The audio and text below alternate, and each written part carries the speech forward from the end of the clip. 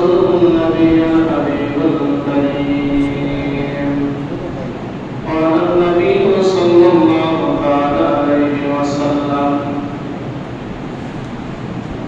من رآني في المنام فقد رأى الحق، فإن الشيطان لا يتمثل بي.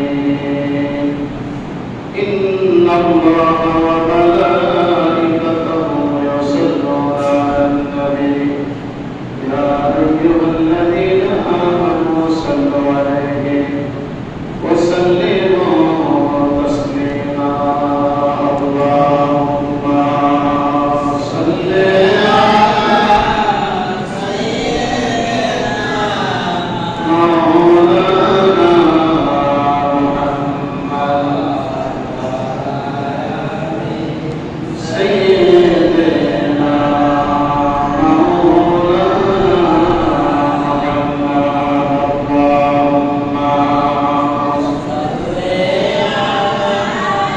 سيدنا مولانا محمد وعلى آل سيدنا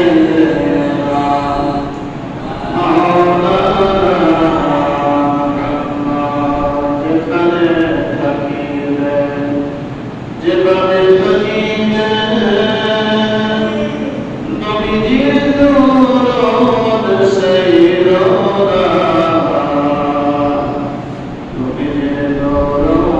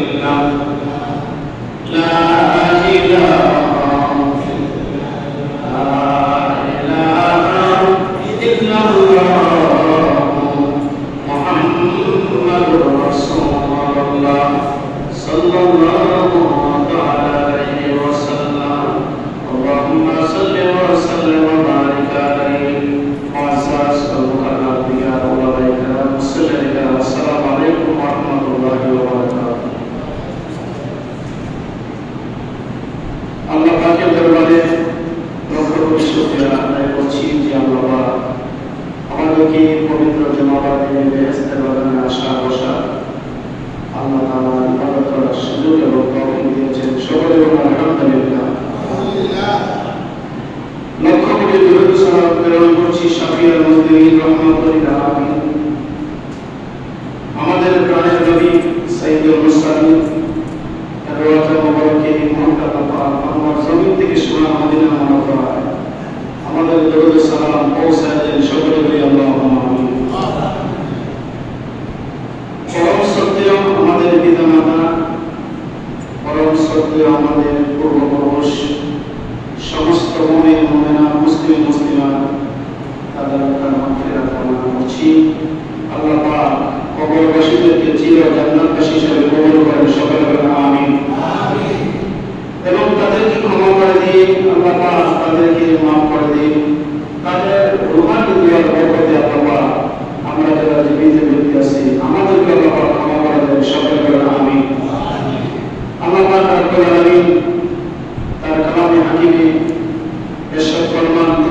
ধৈর্য এবং সালাতের মাধ্যমে আমার কাছে তোমরা সাহায্য প্রার্থনা করো, কারণ সালাতের মাধ্যমে আল্লাহ খুশি হয় আর ধৈর্যের মাধ্যমে আল্লাহ পাক বান্দাকে জান্নাত দান করেন।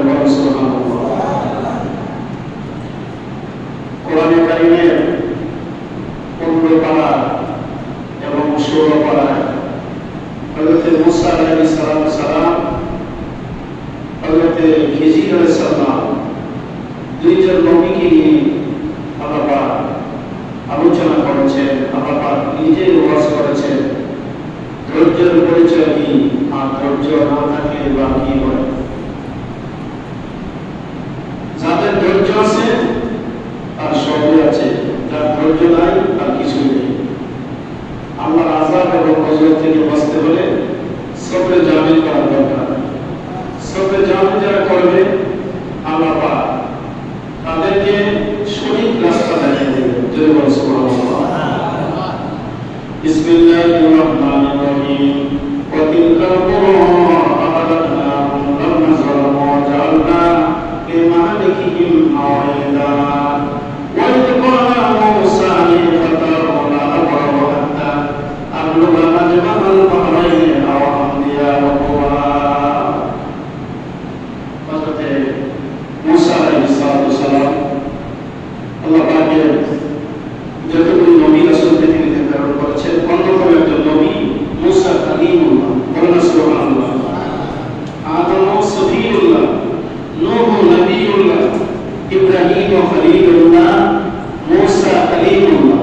জোরে বলুন সুবহানাল্লাহ। ওনার নাম রাখা হয়েছে কালিমুল্লাহ, অর্থাৎ তিনি আল্লাহর সাথে অধিক কথা বলেছেন, অনেক কথা বলেছেন, অনেক কষ্ট এবং অনেক কান্নাকাটি করেছেন।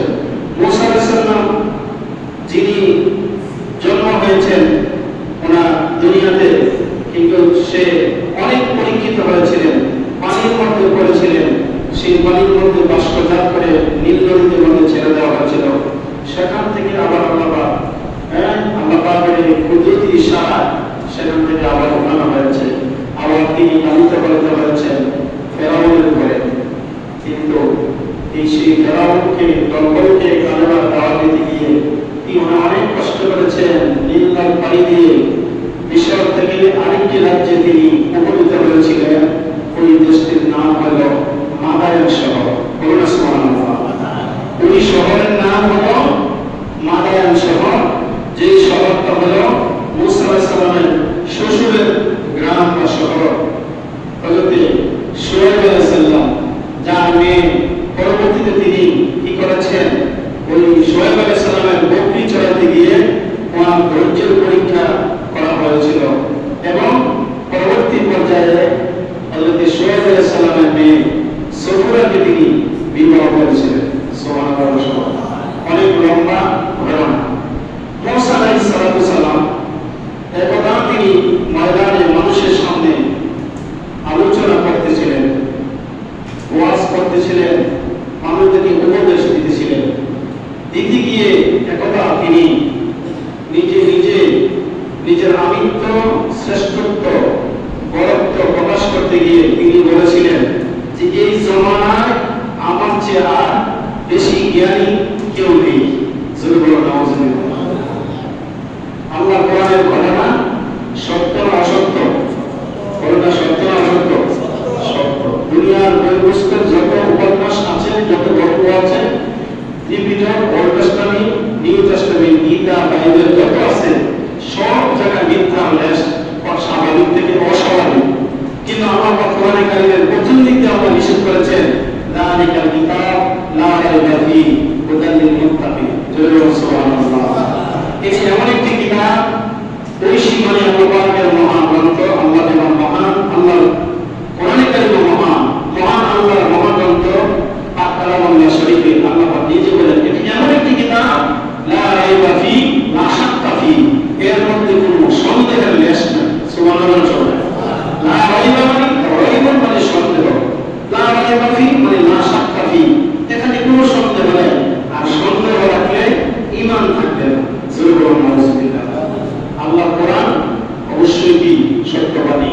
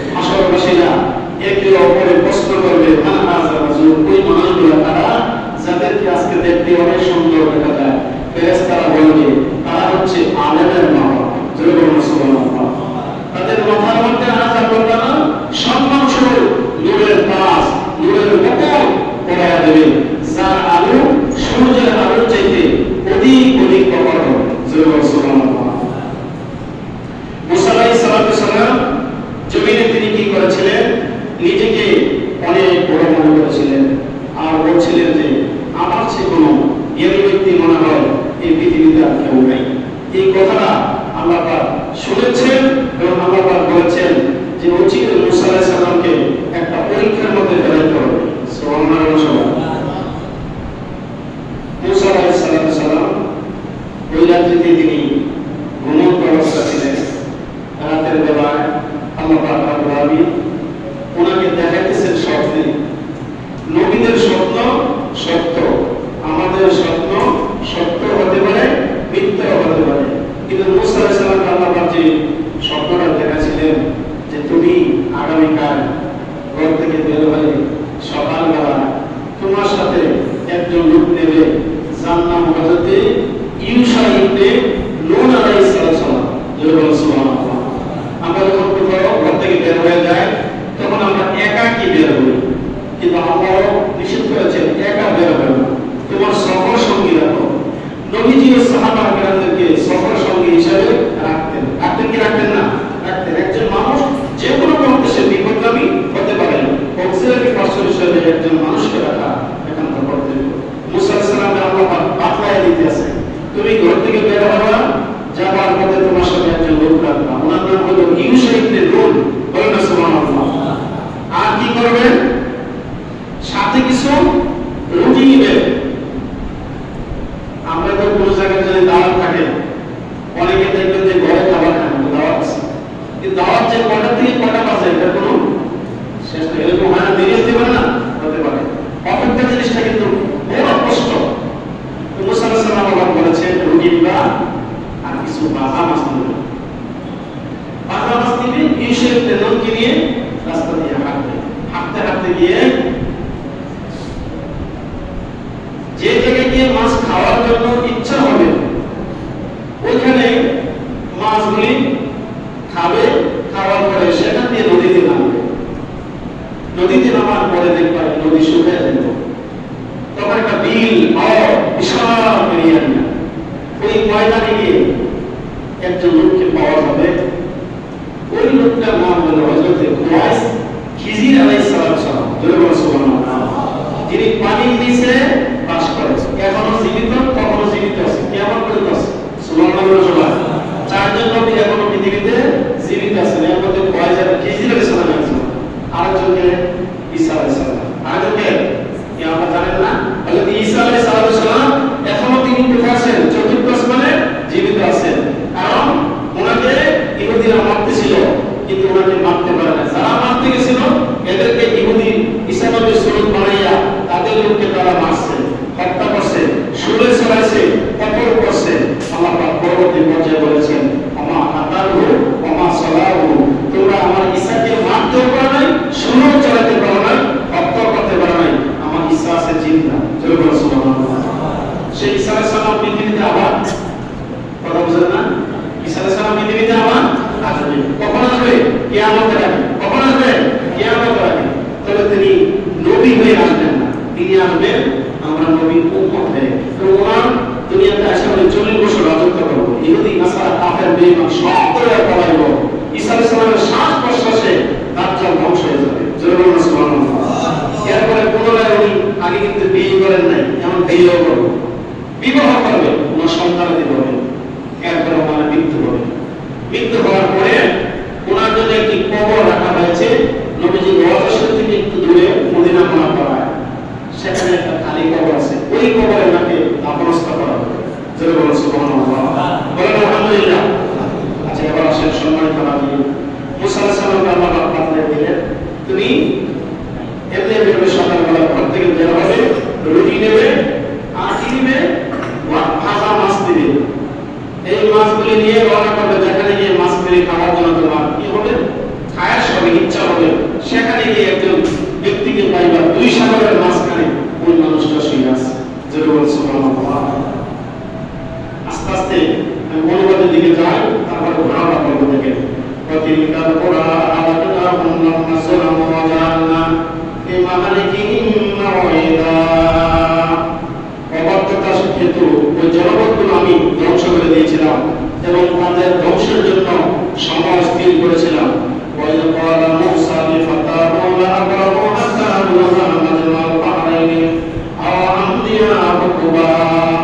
স্মরণ করুন যখন মুসা তার সঙ্গীকে বলেছিল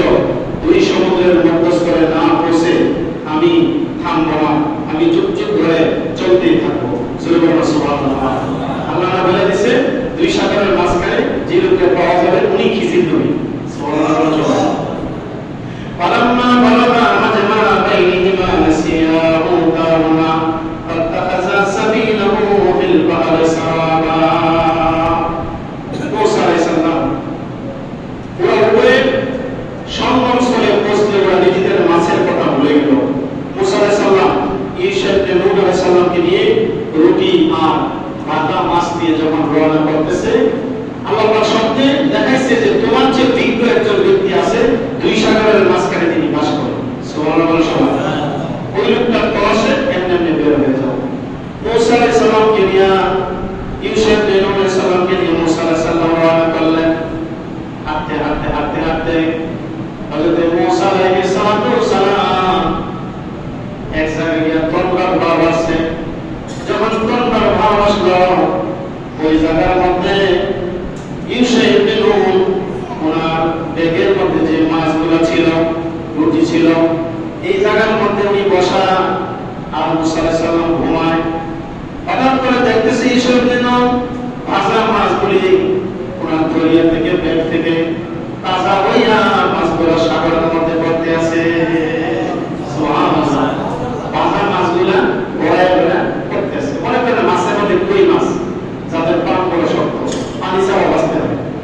এখন এই পানিতে দেখতেছে মাছগুলো ভাজা হয়ে ব্যাগের থেকে অনেকটি মাছ তো এগুলা সব নড়াচড়া করে উনি ধরে ব্যাগে ঢুকার পরে ব্যাগে ঢুকার পরে।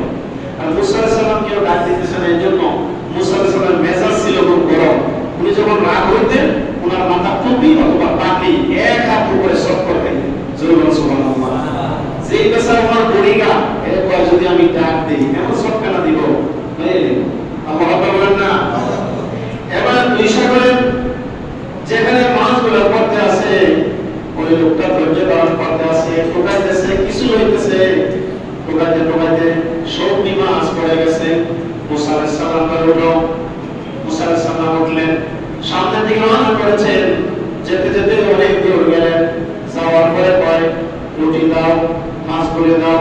ওই লোকটা চিন্তা করতেছে আগে আমি রুটি দেবো না মাছ দেবো, মাছ তো নাই, রুটি আছে।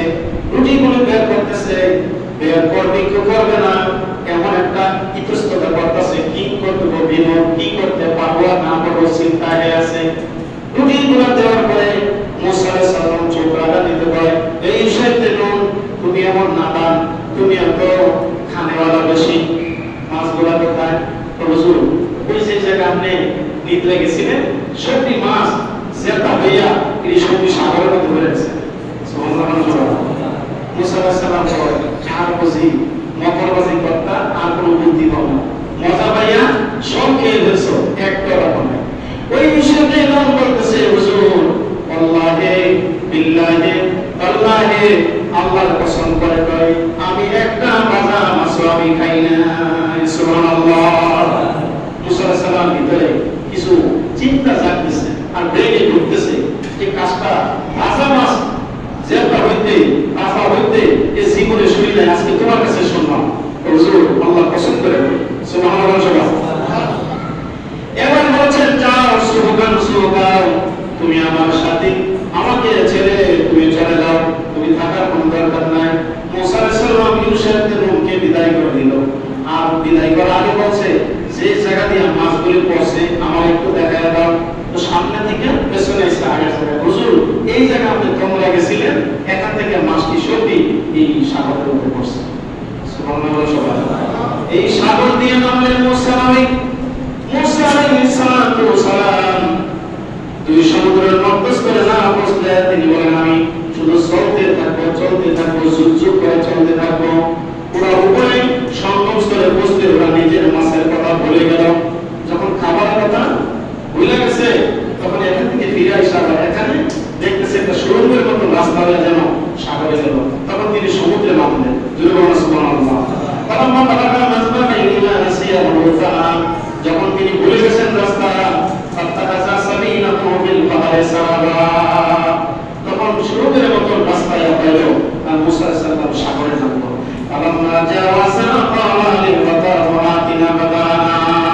যখন ওরা আরো অগ্রসর হলো মুসা তার সঙ্গীকে বলল আমাদের পাতরাস আনো, আমরা তো আমাদের এই এই সফরে ক্লান্ত হয়ে পড়েছি। সে বলল, আপনি কি দেখেছেন আমরা যখন শিলাখণ্ডে বিশ্রাম করেছিলাম তখন আমি মাছের কথা ভুলে গিয়েছিলাম। জোরে বলুন সুবহানাল্লাহ। শয়তান ওর কথা বলতে আমাকে ভুলে দিয়েছিল। মাছটি আশ্চর্য উপায়ে নিজের পথ করে সমুদ্রে নেমে গেল। মুসা আলাইহিস সালাম, আমরা তো এই স্থানটি অনুসন্ধান করেছিলাম, অতঃপর ওরা নিজেদের পদচিহ্ন ধরে ফিরে চলল। অতঃপর ওরা সাক্ষাৎ পেল, আমার বাসের মধ্যে এক বান্দা থাকে, আমি আমার নিকট হতে অনুগ্রহ দান করেছিলাম। মুসা তাকে বলল, সত্য পথের জ্ঞান আমাকে শিক্ষা দেবেন, এই সত্যে আমি আপনার অনুসরণ করব কি? সে বলল, আমার সঙ্গে ধৈর্য ধারণ করে থাকতে পারবেন। জোরে বলুন সুবহানাল্লাহ। এটা মূল সারমর্ম অর্থ হলো, মুসা আলাইহিস সালাম ইউসুফের নুনকে ছেড়ে দিয়ে তিনি সাগরে নামলেন। সাগরে নামার পরে সাগর শুকিয়ে গেল। তার হুকুমে, এবার সাগর শুকিয়ে যায়। হঠাৎ বন্যা বেশি হয়, আবার হঠাৎ যেমন উজান পানি যাদের বাড়ি ঘর, সকালে বৃষ্টি বিকালে নাই, রাত্রের পানি সকালে নাই, এর মাঝখানে নাই। উজানের এলাকা বা পানির এলাকা, পানি থেকে মৌসুম। এবার মুসা আলাইহিস সালাম ওনাকে বিদায় করে সাগরে নামলো। সাগরে নামার পরে দেখলো বিরাট একটা হাওর দেখা যায়, বিল দেখা যায়। সামনের দিকে এগোচ্ছে, সামনের দিকে এগোতে গিয়ে দেখে সাগরের মধ্যখানে এমন একজন ব্যক্তি চাদর পরে শুয়ে আছেন। এত বড় মাছ, এত বড় মানুষ, এত বড় একটা দেহ বড়ি। মুসা আলাইহিস সালাম বলে, আমার জিন্দেগিতে আমি আর কখনো দেখি না। সাগরের মধ্যে মানে বিল দেখো, মানুষ চাদর পরে মার্কিং কাপড় পরে শুয়ে আছে। মুসা আলাইহিস সালাম ওইখানে যাবে, এই তথ্য সন্ধান দিয়েছে আগের রাতের দিন আল্লাহ। এটা দিয়েছে আল্লাহ, জানাইছে না কিভাবে পাবো? ওই যে দুই সাগরের মাঝখানে পাওয়া যাবে। মুসা আলাইহিস সালাম গেলেন, ইয়া সালাম দিলেন, আসসালামু আলাইকা, হুজুর আপনার সালাম। তখন তিনি চাদর পরায়া শোয়া থেকে উঠলেন, উঠে বসলেন। মুসা আলাইহিস সালাম দেখতেছে ওনার মাথা অনেক উপরে। জোরে বলুন সুবহানাল্লাহ। ওয়া আলাইকুম আসসালাম মুসা কালিমুল্লাহ, আপনি আমার তথ্য নিয়ে এসেছেন? আপনি মুসা কালিমুল্লাহ। কেন এসেছেন? হুজুর আপনার কাছে এসেছি আমি দোয়া নেওয়ার জন্য, অথবা আপনার কাছে বায়াত নেওয়ার জন্য। সুবহানাল্লাহ না? আসলে দুইটা একটাও নয়। নিজেকে অনেক বড় মনে করেছিলেন, তাই মুসা আলাইহিস সালামকে আল্লাহ পরীক্ষা ফেলে দিয়েছেন। এবার মুসা আলাইহিস সালাম ওনার কাছে গিয়ে, হুজুর আপনি আমাকে মুরিদ করেন, এমনি এমনি আপনার সন্ধান পাইয়া আমি এখানে এসেছি। তখন বলেছেন, ক্বালা ইন্নাকা লান তাসতাতিয়া মাইয়া সাবরা, হে মুসা নবী তুমি আমার সঙ্গে থাকতে পারবে না, আমার সঙ্গে থাকলে তোমার ধৈর্য কুলাইবে না। সুবহানাল্লাহ।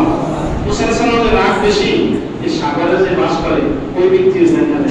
তো মুসা আলাইহিস সালাম, হুজুর আমি কি করব না, ধৈর্যের বাইরে কোনো কাজ করব না। তাই তাসবিরু আলা মা লাম ইনবিহি খবরান, বলেছে যে সে বলল আমার সঙ্গে ধৈর্য করে কখন থাকতে পারবে না, যা তোমার জ্ঞানের দ্বারা তাতে তুমি ধৈর্য ধরবে। কেমন করে? মুসা আলাইহিস সালাম বলল, বাবা সাতাজিদুনি ইনশাআল্লাহ সাবিরা। মুসা আলাইহিস সালাম বলল, আল্লাহ চাইতো আমাকে ধৈর্যশীল পাবেন। ওয়ালা আসি লাকা আমরা, আপনার কোনো আদেশ আমি অমান্য করব না। ভালো করে খেয়াল করেন, মুসা আলাইহিস সালাম কিন্তু কন্ডিশন দিয়েছে, আপনি যদি আমার সাথে যান তাহলে আপনি ধৈর্য থাকতে হবে, কোনো কথা বলা যাবে না। সুবহানাল্লাহ। গাত্তির বোঝা হোক, ব্যাগ দিল, গাত্তি দিল, গাত্তির বোঝা মুসা আলাইহিস সালাম হইল। এবার সামনের দিকে হযরত খিজির আলাইহিস সালাম বিরাট গাছ, উনি হাঁটলেন। তার আগে জিজ্ঞেস করলাম, মুসা নবী আমার পরিচয় আপনি কেমনে পাইলেন? মুসা আলাইহিস সালাম বলে, আল্লাহ পাঠাইছে। খিজির আলাইহিস সালাম বলে, আমার পরিচয় কেমনে পাইলেন? তোমাকে যে আল্লাহ পাঠাইছে সে আল্লাহ আমাকে তোমার পরিচয় দিয়েছে। সুবহানাল্লাহ। চলো সামনের দিকে যাই, ইসহা ইলা কারিয়া, সামনের দিকে যাই, ওই গ্রামের দিকে হাঁটতেছি। সামনের দিকে হাঁটতে হাঁটতে হাঁটতে হাঁটতে হযরত মুসা আলাইহিস সালাম দেখতে পাইলেন যে খিজির আলাইহিস সালাম সামনে, উনি পেছনে। দুইটা বাচ্চা ঝগড়া লাগছে। ঝগড়া লাগার পরে একটা বড় বাচ্চা আর একটা ছোট বাচ্চা, হযরত খিজির আলাইহিস সালাম বড় বাচ্চাটাকে হাতের তালুর মধ্যে উপরের দিকে লইয়া নিচের দিকে এমন ভাবে আঘাত করলেন, একবারে বাচ্চাটাকে মেরে ফেলেছে। সুবহানাল্লাহ। সুবহানাল্লাহ। মুসা আলাইহিস সালাম, হুজুর হুজুর এই বাচ্চাটা মেরে না, এই কাজটা তো ঠিক না। মুসা আলাইহিস সালাম খিজির আলাইহিস সালাম এক দৌড়তে বলছে, ক্বালা ইন্নাকা লান তাসতাতিয়া মাইয়া সাবরা, তোমার তো আমি আগেই বলেছিলাম তোমার ধৈর্য নেই, তুমি আমার সাথে থাকতে পারবে না, তুমি তোমার বাড়ি চলে যাও। বলেন আল্লাহু আকবার। মুসা আলাইহিস সালাম তো হুজুর তাহলে আর কতই কইতাম না।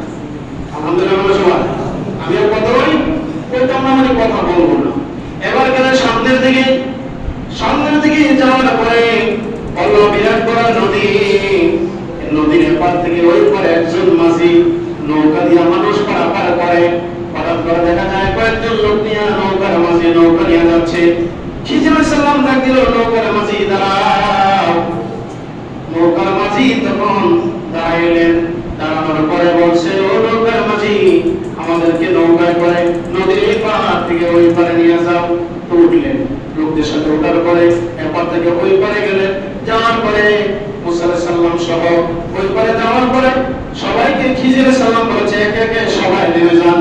নৌকার মাঝিরে বলল তুমিও নেমে যাও, মুসা নবী বলল তুমিও নেমে যাও। সবাই নামলো।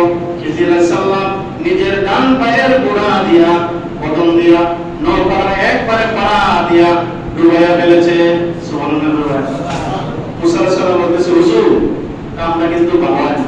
আল্লাহ বলবেন না কামটা কিন্তু, কথা কিন্তু বুঝছেন, কামটা কিন্তু কেউ না ভালো হয় না। লোকটা গরিব মানুষ, আমাদেরকে দিয়া আমরা সবার লেটেস্ট লাস্টে আমরা আইছি, এই নদী পার করে দিল আর আপনি পাড়া দিয়ে নৌকারে ডাবাই দিতেছেন, এই কাজটা কি ভালো হয়? খিজির আলাইহিস সালাম নৌকাতে 1 লাখে পার হয়ে বলতেছে, তুমি তাড়াতাড়ি বাড়ি যাও, আর আমার সঙ্গে থাকার কোনো দরকার নাই। আল্লাহু আকবার বলেন না। মুসা আলাইহিস সালাম দ্বিতীয়বার মাথা বলতেছে, হুজুর আমি দ্বিতীয়বার বেলায় কোনো কথাই বললাম না। আল্লাহু আকবার বলেন সবাই। আল্লাহ বলেন আমি যাকে যত বড় পাওয়ার দেই, পাওয়ার দেওয়ার মালিক আমি, উপরে ওঠার মালিক আমি, আবার নিচে নামায় দেওয়ার মালিকও আমি। মুসা নবী গর্ব করছে, আমার চেয়ে বড় কে হতে পারে? কেউ হতে পারে কি আর না পারে? আল্লাহ রাব্বুল আলামিন তাদের দুইজনকে দেখাইয়া দিলেন। সুবহানাল্লাহ। এবার সামনের দিকে আরো এগোচ্ছে। সামনের দিকে যেতে যেতে যেতে যেতে একটা বাড়ির দিক দিয়া দুইজন যাইতে আছে। মুসা আলাইহিস সালাম দুইটা ঘটনা খালি ওনার মনের মধ্যে উঠিয়া পড়ে, যে এক জায়গায় একটা বাচ্চাকে উনি হত্যা করলো। আল কাতলু বিল কাতলি আল হুররু বিল হুররি। কোন মানুষ যদি কতল করে তাহলে কতল করতে না কতল করা দরকার। তিনি কতল করলো কেন, হত্যা করলো কেন, মারলো কেন? এটা তো কবিরা গুনাহ। নাউযুবিল্লাহ বলেন না। আল্লাহ নবীরা কি কবিরা গুনাহ করতে পারে? কোনো গুনাহই করতে পারে না। এবার মুসা আলাইহিস সালাম দেখলো দ্বিতীয়বারে নৌকাটা ডুবাই দিল, কাজটা বড় ভালো কাজ করে নাই। তৃতীয়বারে এক বাড়ির পাশে দিয়ে যাচ্ছিলেন, যাওয়ার সময় মুসা আলাইহিস সালামকে বলল থামো, ব্যাগটা রাখো। বলে কি? এই বাড়ির পাশে কতগুলো ইট দেখা যায়, ভাঙা ছোড়া ইট দেখা যায়, ইটগুলি ভাঙো। ইটগুলো ভাঙার পরে কাজ করো, কতগুলো সিমেন্ট আনা হবে, কংক্রিট দিয়া সিমেন্ট দিয়া এই বাড়ির যে প্রাচীর বা দেয়াল আছে এই দেওয়ালগুলো মেরামত করে দিতে হবে। সুবহানাল্লাহ। এবার খিজির আলাইহিস সালাম তো ওনার বড়, ততপরই ওনার কাছে উনি পাবে, দুইজন তো একজন একজন দাবি করতে হবে।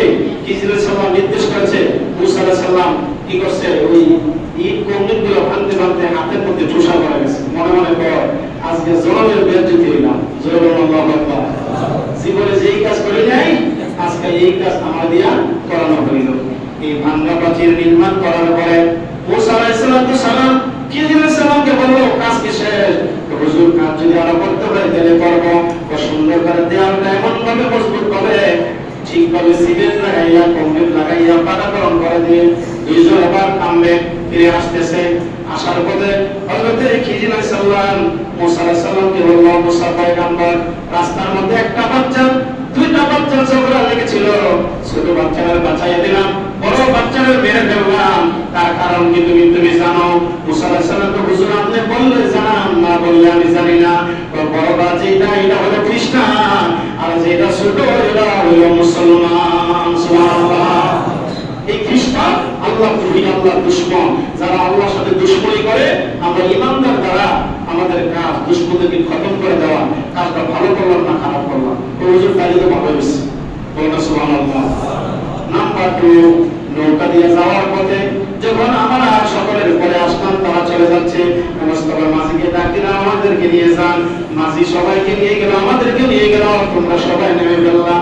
সবাই যখন নেমে ফেললো আমি পরে নামার আগে আমার পায়ের গোড়া দিয়ে আমি নৌকাটা ডুবাইয়া দিলাম। তাহলে কেন করছি নাকি জানো? না হুজুর, তাও তো জানি না। গতকালকে এই রাজ্যের যে বাদশা, সে হলো মূর্তি পূজক খ্রিস্টান, সে বলছে যদি আমার কেউ পূজা না করো, আমার খোদা না মানো, তাহলে আমি জোর জবরদস্তি করে যা যেটা মনে চায় করে নিয়ে যাবো। জোর নাউজুবিল্লাহ।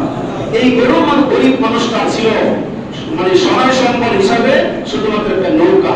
এই নৌকা দিয়ে মানুষ পারাপার করলে গরিবেরা দিনে আনে দিনে খায়, সে যা আয় করতো এই আয়গুলি রোজগার করতো। কিন্তু তার নৌকাটা আগামী দিন নিয়ে যাবে, অর্থাৎ নিয়ে যাওয়ার আগে আমি নৌকাটা পাড়া দিয়ে ডুবাই দিছি, এই জায়গায় চিহ্ন করে নৌকাটা আবার পরের দিন ডুবাইতে পারবে। কাজটা কি ভালো করলাম না খারাপ করলাম? হুজুর তাহলে ভালোই করছেন। দ্বিতীয় নম্বরে হল হুজুর রাস্তা দিয়ে যাচ্ছি, দুইটা ঘটনা দেখলাম। দ্বিতীয় নম্বরে এক বাড়িতে ভাঙ্গা দেয়াল, ভাঙ্গা প্রাচীর। এই প্রাচীরের কাজটা যখন আমাকে দিয়ে করাইলেন, আমি জীবনে কোনোদিন কাজ করি নাই। দেখেন আমার দুই হাতের মধ্যে শোষা পড়ে গেছে, আমার হাতের মধ্যে বড় কষ্ট লাগতেছে। হুজুর এই কষ্টটা কেন করাইলেন? ওই কষ্টটা করাইছি এই জন্য, এই বাড়িতে যারা মালিক ছিলেন তারা ছিল রাজা বাদশা, তাদের দুইটা তিন বাচ্চা আছে। ওই রাজা বাদশা তারা কলেরা হয়ে ইন্তেকাল করেছে, অথচ তাদের গুপ্তধন স্বর্ণ অলংকার এই প্রাচীন দেওয়ালের নিচের মধ্যে লুকায়া আছে। বাচ্চাগুলো যখন বড় হবে তাদের দলিলাদিল্লাহ টান দিলে তাদের গুপ্তধনগুলি, তাদের পিতামাতার গচ্ছিত মাল স্বর্ণ মুদ্রাগুলি পাওয়া যাবে। আমরা যদি এই ওয়ালটা দেয়ালটা না নির্মাণ করতাম, দুনিয়ার মানুষ পাইলে নিয়ে যাইতো, ওই বাচ্চারা আরো গরিব হইত। কিন্তু এই গুপ্তধনগুলি পরবর্তী জামাল তার হাতে পাওয়া যাবে। কাজটা মুসা নবী ভালো করলাম না খারাপ করলাম? মুসা আলাইহিস সালাম তো হুজুর 1 2 3 তিনটা কাজে ভালো হয়েছে। সুবহানাল্লাহ, বলেন আলহামদুলিল্লাহ। এই কোরআন কারীমের 16 পারায় 15 পারায় 16 পারায় হযরত খিজির আলাইহিস সালাম মুসা আলাইহিস সালাম সম্পর্কে লম্বা অনেক বড় ঘটনা আছে। এই ঘটনা হলো শুধুমাত্র যার ধৈর্য আছে তার সবই আছে, যার ধৈর্য নেই তার কোনো কিছু নেই।